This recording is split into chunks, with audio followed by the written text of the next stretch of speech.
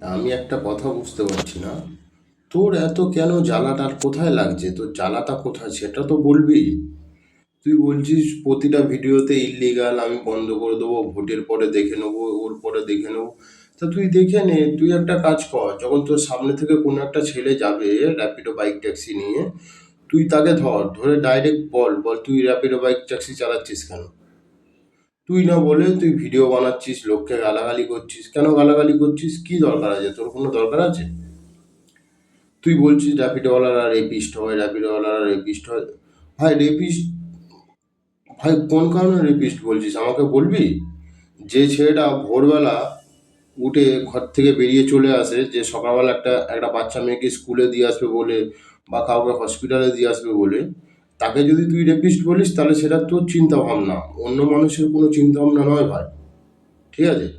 তো তুই যদি বলে থাকিস, তুই যদি ভেবে থাকিস যে আমি বাইক ট্যাক্সি বন্ধ করব, এটা ইল্লিগাল, এটা ওই, এটা সেই, এটা ওই, এটা ওই, তুই ইল্লিগাল, তুই একটা কাজ কর, তোদের ইউনিয়ন থেকে যা, গিয়ে সরকারকে রোজ সকাল সন্ধে করে ডেপুটেশন দে।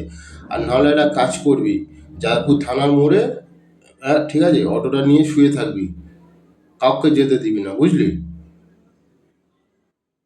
কেন এগুলো করছিস? একটা ছেলে কত কষ্ট করে একটা ভাড়া মারে জানিস? কত অ্যাক্সিডেন্ট, কত কি, কোম্পানির থেকে কোনো পয়সা দেয় না। আর ঠিক আছে, টোটাল 4 কিলোমিটার বাইক চালিয়ে একটা ছেলে 24 টাকা 38 পয়সা পায়। টোটাল 4 কিলোমিটার বাইক চালিয়ে 24 টাকা 38 পয়সা একটা ছেলে পায়। ঠিক আছে, 1.5 থেকে 2 লাখ ছেলে বাইক ট্যাক্সি চালিয়ে তাদের জীবিকা নির্বাহ করে। ঠিক আছে, তাদের রোজ কারোর বাড়ির মায়ের ওষুধ আছে, কারোর বোনের পড়াশোনা আছে, কারোর ভাইয়ের পড়াশোনা আছে। ঠিক আছে, তাহলে তুই এগুলো কেন করছিস? তাদের যে পেটের ভাতগুলো তুই মারবি বলে উঠে পড়ে লেগেছিস। এবার তাদের ফ্যামিলির লোক যদি প্রত্যেক দিন এসে তোর বিরুদ্ধে ভিডিও বানায় বা তোকে এসে এরকম বলে, কি করবি? তোরও যেরকম ফ্যামিলি আছে, আরও সবার ওরকম ফ্যামিলি আছে। সবসময় এই জিনিসটা মাথায় রাখবি যে কারোর যদি না ভাত দিতে পারিস, তার পেটের ভাতটা মারবি না।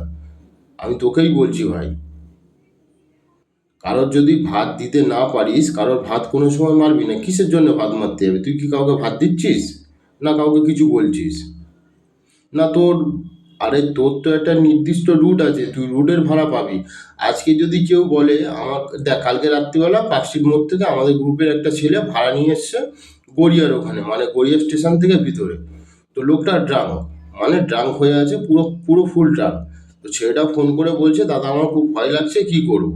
তাই আমি বললাম ভাড়াটা নিয়ে আয়, নিয়ে এসে এ কর। তোরা নিবি এরকম রাত্রি 3টের সময়? তোদেরকে তো 12টার পরে আর খুঁজে পাওয়া যায় না তোকে। 12টার পরে তো তোকে খুঁজে পাওয়া যায় না।